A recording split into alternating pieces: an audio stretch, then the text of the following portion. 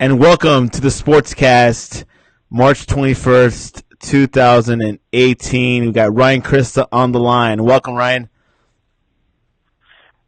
Hey, Santiago, how are you? Excuse me, I'm trying to catch my breath after a wild weekend of college basketball. But it's March Madness for sure.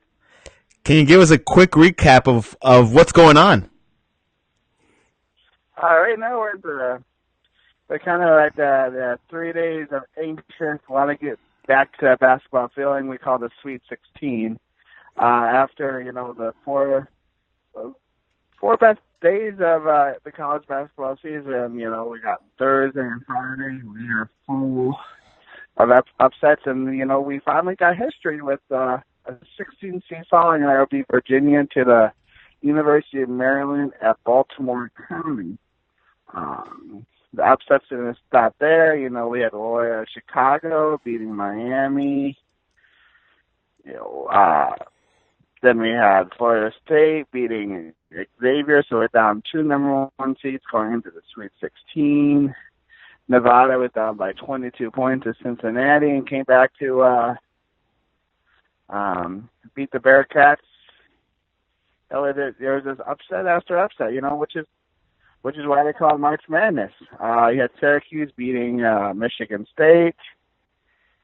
A team who Syracuse won the first 4, and then the first 2 rounds without scoring 60 points. Their defense is on target right now. We got one crazy region, the Kentucky region, where Buffalo had beaten Arizona, so that is one of Kentucky's best competitions. And then, like we said, the UMBC beat Virginia. So now Kentucky, in their region left, they have Kansas State, who they will be playing, and then Loyola, Chicago, and Nevada. So they will not have to face a team higher than the 7th seed at most to get to the Final Four, which is crazy to think about in this day and age. And then in the West, we got Gonzaga versus Florida State, and then we have Michigan versus Texas A&M, who they have just beaten UNC. So we got a lot of our big fancy blue bloods, traditional powers are out of this tournament earlier than expected. And then we have in the other one we have Villanova facing West Virginia, which should be a contrast to style. Villanova is a very deliberate team. They shoot the ball at an excellent pace, but they're not a fast break, up-tempo team where you got West Virginia who will want to put you in the track meet. They're going to press you all over. So it could be a unique style game, where which style of basketball prevails. And then you got Texas Tech, a team that most believe overachieved this year versus Purdue, who had a great year, but unfortunately sustained an injury to their best player, and that is Isaac Haas, their 7'2" center. Most likely will not be available to play in it. And then finally, in the Midwest, you got Kansas versus Clemson. Clemson might be one of the most impressive teams in this tournament. They took care of New Mexico State quite easily, and then put a thumping to the co-champions of the SEC, Auburn, by winning by 30 points and up by 41 points at one point. They're playing great ball. I don't know if it's good enough to beat Kansas. And then you've got Duke, who has probably the most talented team left in the tournament, with 3 first-round picks, and the team not just playing great with talent, but just playing well right now. So they got, I believe, the toughest out left in tournament. They'll play against already mentioned Syracuse. So that's what we have in the Sweet 16 right now, Santiago. Yeah, it's been quite impressive. I think I've been hearing everyone saying, "Oh, it's the biggest upsets." Was it UMBBC that had a good? They beat Virginia. That's never happened ever. I mean, when was the last time you see 16 seed beating a first seed? It never happened. It was the first time in history. Yeah. So So I mean, we're not used to that. That when you're in one seed, it's kind of like you got a first round bye. You're just kind of playing till you get to the second. Most of the time, you don't even have a competitive game. A game that's 20 to 30 points at least. In the first round. In the first round for a number one seed. But there's some factors. Virginia's best bench player, probably the most talented player, was out for the tournament. And then you had the UMBC team that played kind of a perfect game because they didn't just win the game. A lot of times you see upsets, you're going to see them at the buzzer, a crazy play, but they thoroughly beat UVA very soundly by 20 points. A team that UVA, who had, if you ask anybody, that's the best defensive team in the country, and UMBC scored quite easily. Unfortunately for them, their luck kind of ran out against Kansas State, where they played a great game. They just couldn't come up with the clutch baskets to beat the Wildcats. you did say that Loyola Chicago will go far, and you've been right so far. Yeah, this is a classic mid-major team that's they're veteran, they're experienced. In the past, in the Missouri Valley Conference, when you think about that, you're thinking about one team, and that's Wichita State. And if you're not thinking about Wichita State, you're probably thinking about Illinois State. Now, Illinois State's kind of took a step back this year. Wichita State moved on to the American Conference. This year was all about Loyola Chicago. They had a great regular season. I think I told you in prior podcasts that this is a team that probably almost could have made it as an at-large if they didn't win their conference tournament, but they ended up winning, and that secured their spot. They won 2 games in the last closing seconds. They're a very exciting, team to watch. Not overly, they don't play at a high pace, but, they're sound fundamentally, and, play great defense, and they open shots, kind of like a Villanova.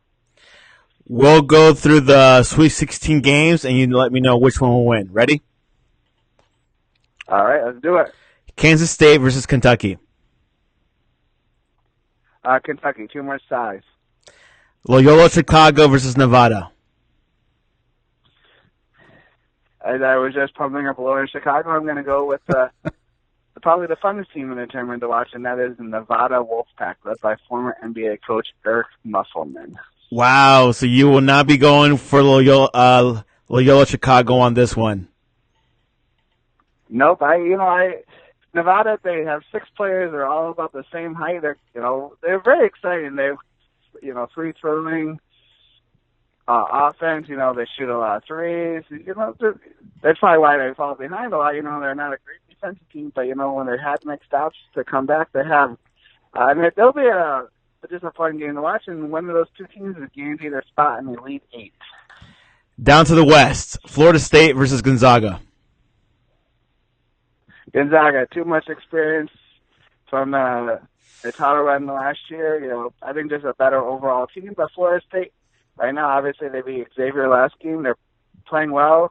They might have underachieved a little bit this year, so they might be, clicking at the right time. Michigan versus Texas A&M. Michigan, who got here by via a buzzer beater against Houston. Texas A&M, again, a team who's ranked in the top 10 in the preseason. With injuries and suspensions, they finally got their team back together and playing great. A huge team size, athletic. I'm going to go with Texas A&M with another upset. To the East, Villanova versus West Virginia. Villanova, I'm going to go because they're just built like a Fortune 500 company. It kind of runs itself. Great system, great team, great coach. I love watching West Virginia, and they're a fun team to watch, but I think Villanova wins in the end. Texas Tech, Purdue. This to me is a toss-up game. You got 2 teams. Texas Tech hasn't made it this far in a very long time since Bob Knight's been their coach. Purdue, like I said, they're short-handed, but I'm going to go with the team of destiny, I think, and that is Texas Tech. You're right. That is the tightest game of the series. Yeah, it's kind of we see a lot of, with all these upsets, you see a lot of, you don't see the 1 versus 4 or 3, but this is a traditional 2 versus 3 matchup you see in the Sweet 16. Kansas, Clemson. Kansas, too much talent, too much. They're used to this moment. Clemson, great story, great team, great tournament so far, but I think it comes in end. Syracuse, Duke. As a Western New Yorker, you got to have heart for Syracuse. We're excited here for them, but Duke, too talented, playing too well. I think this might be a huge blowout victory for Duke in this game. So you're going for Duke or Syracuse? Duke. Duke. You go with history. I go with history and tradition and just talent. Exactly. You talk about talent. You talk about the team with the most NBA players on this roster, and that's Duke. Yeah. Now, out of all this, the Sweet 16, can you name a winner from this 16? I don't want to be, hitting that drum again, but I'm going to say that Duke Blue Devils. Just, with that much talent on your roster, that much size, that much shooting, it's an interesting matchup again with Syracuse is that Duke, for many years, is known for their tough man-to-man defense. And now Coach K has gone to the 2-3 zone after spending so many years coaching Team USA with Jim Boeheim, the master of the 2-3 zone. So, yeah, it's an interesting matchup in this game, in the way that Duke has adapted to this 2-3 zone. They're clicking. They got long arms. They're not the best defensive team, but, they're very comfortable in this 2-3 zone. And they're the best offensive team right now. They're efficient. Like I said, inside, outside. I just don't see anybody beating them unless Duke has an off day. Duke is your choice. I will have to go for. Why am I thinking Kansas? You're picking Kansas because that's a team. This is probably Bill Self's one of the least talented teams, but they got a gamer, and that's Devontae Graham, a guy who's been on the team for several years. He played on the teams that went far the last couple of years, and I just feel like, he's not. He's able to make clutch shots at clutch moments, and I think he could be the difference for Kansas in a close game. I just don't think they got enough overall skill to win in the Final Four. But I like your pick, and I think it could happen. So it's interesting how we pick our teams from the Midwest. I guess whoever wins the Midwest will probably win the whole thing. We call this the group of death, and we lost one of the members before we got to the Sweet 16, and that's because Syracuse beat Michigan State. We were almost, looking at the Duke-Michigan State game in the Sweet 16, and everybody's going crazy because I feel like that should be an Elite 8 game, not a Sweet 16 game. But I guess it looked like the way Michigan State played on Sunday that they already counted their chickens before they hatched. Switching to the NBA, Jets get the third pick. Thoughts? NFL? Yes, NFL. Sure, yeah. This move has got drafting a quarterback written all over it. Obviously, they feel like they needed to get to the third pick and get to the quarterback they want. They're being very hush-hush on who that's going to be. If I had to tell you, I think the Browns are going to lean towards taking Josh Allen as the number one pick. So I feel like the Jets are going to probably go with Josh Rosen or Sam Darnold, but they have something in their mind, and they want to make sure that they get that person they want. They're going to get a top 3 quarterback. Yeah, I mean, like I think we've talked about before, especially if the Browns pick Josh Allen or any other quarterback, I think the Giants are going to pick Saquon Barkley, because they are going to keep Eli Manning for at least one more year. And then they could probably, with the game changer like Saquon Barkley, it's hard to pass up on if you've already got your quarterback. I don't know. I'm more like, let's plan for the future. We know Eli did not have a good season. He's not going to get any better. I think it's a tough one because Barkley is really, really good. The reason why I feel like, if you look at the Giants games is why they struggled so much is that they became one-dimensional, and that's because they had to throw the ball so much because they had little to no running game. You add a Saquon Barkley and the game changes. Like, if we don't know that, I wouldn't be, I would not be surprised if they pick a quarterback. I just feel like they're leaning towards picking Saquon Barkley, and they will go with the quarterback of the round 6, Saquon Barkley, as the number 1 pick. What are your thoughts over Richard Sherman's contract with the Niners?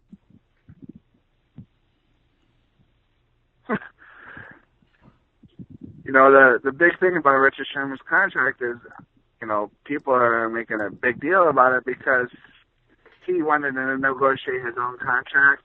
He didn't hire an agent for it. He did it all himself. I guess there's some language in it that, may not favor him, but being a Stanford guy, smart guy, he wanted to make sure he wanted his thing to be that he did this contract on his own.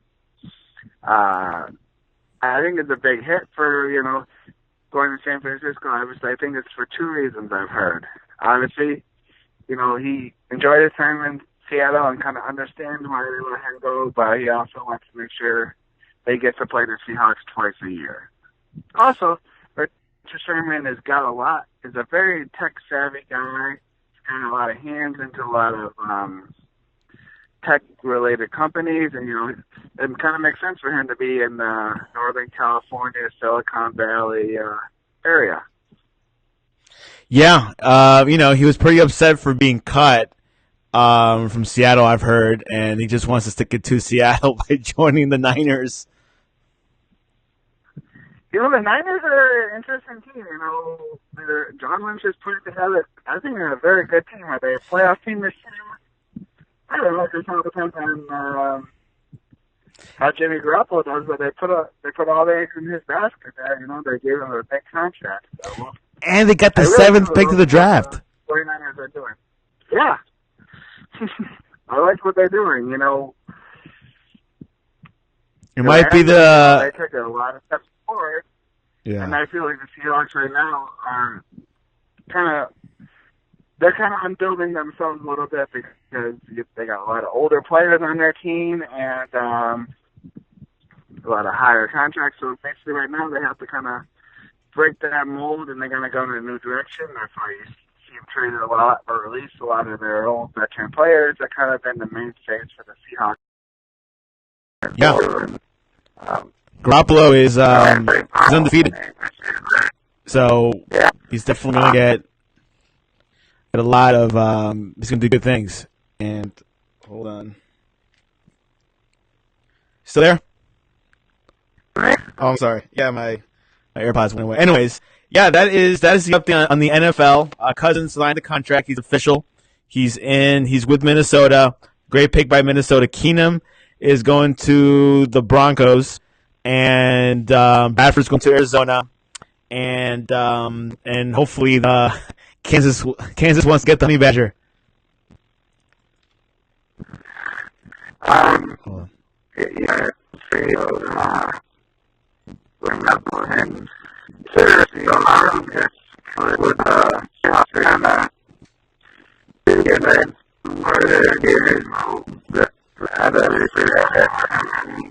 and I don't think that is a sure from yesterday here do something from the after the corporate and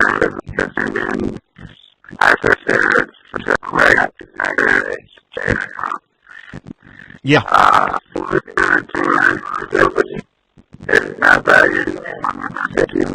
Did you know? Did you know that the CFL begins in June?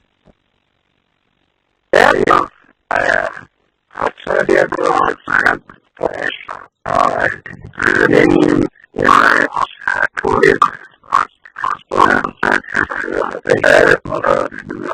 Yeah, I mean, because I was thinking it would start in July. Obviously, I know that to start early because of winter, but it was quite interesting. And I heard they don't make much money. I think a player can make $150,000 max.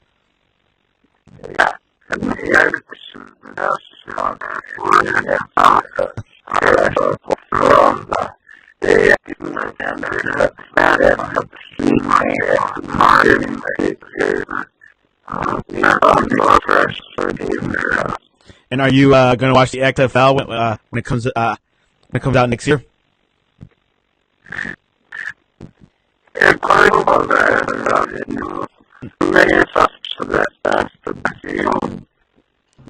Yeah, we'll see. We'll see.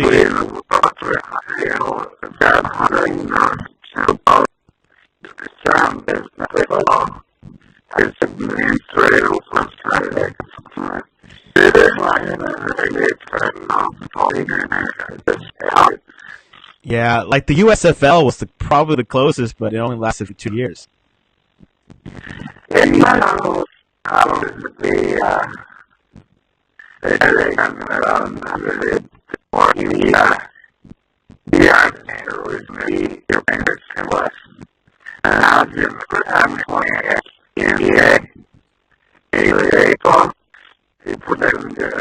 And MLS.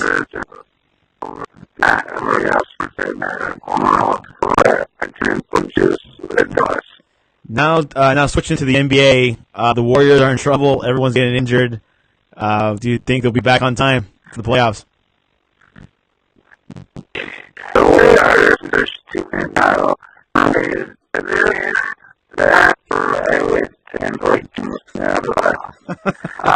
Gotta get healthy.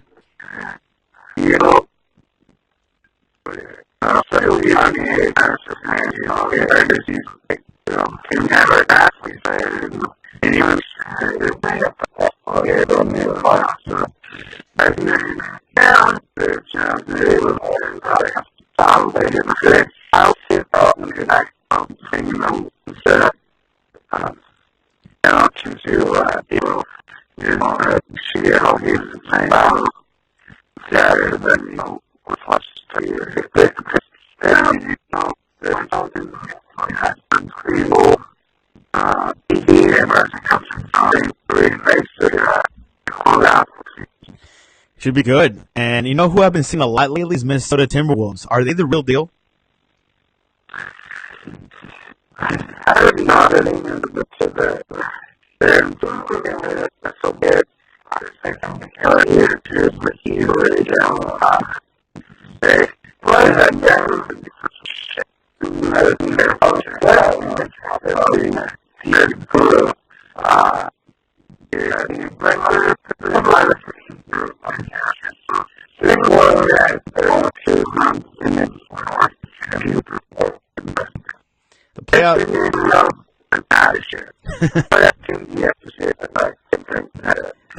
The playoffs begin on 14th of April. Can the Miami Heat make it?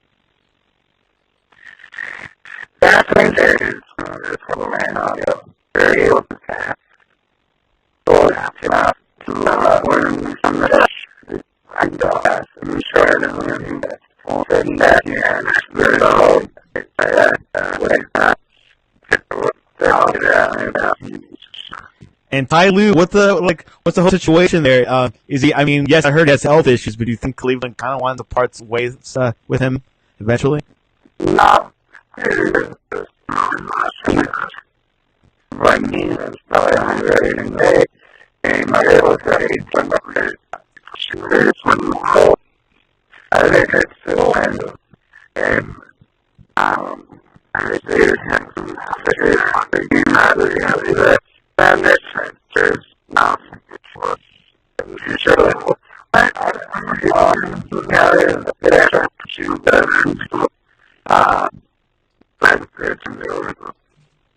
Interesting. I've been hearing different things, but I just seen the pattern of this organization, how things work. I honestly don't think they want him.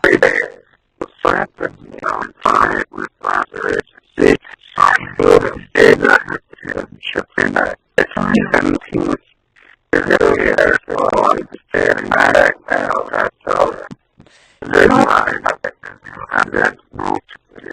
There is a pattern that it looks like he's gonna leave, but it's kind of sad to see Cleveland, disperse like that, and just we'll see what happens.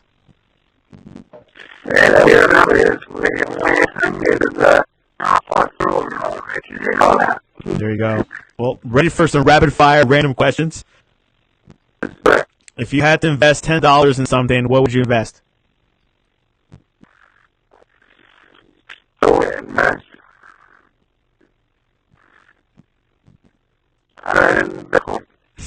Good call.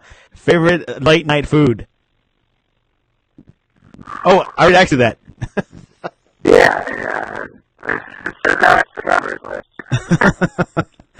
And that is all I have. That's all I have for random questions. I don't have any new ones, but it should be a good week of sports. The 22nd, tomorrow begins the Sweet 16 round, and it follows on the 23rd, which is on Friday, so it should be action-packed. NBA goes on. Things are kind of tightening up in the seeding, and the NFL, we're looking forward towards the draft. So, yeah.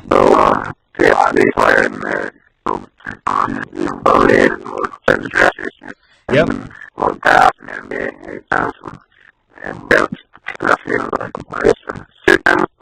And it's still snowing. Yes.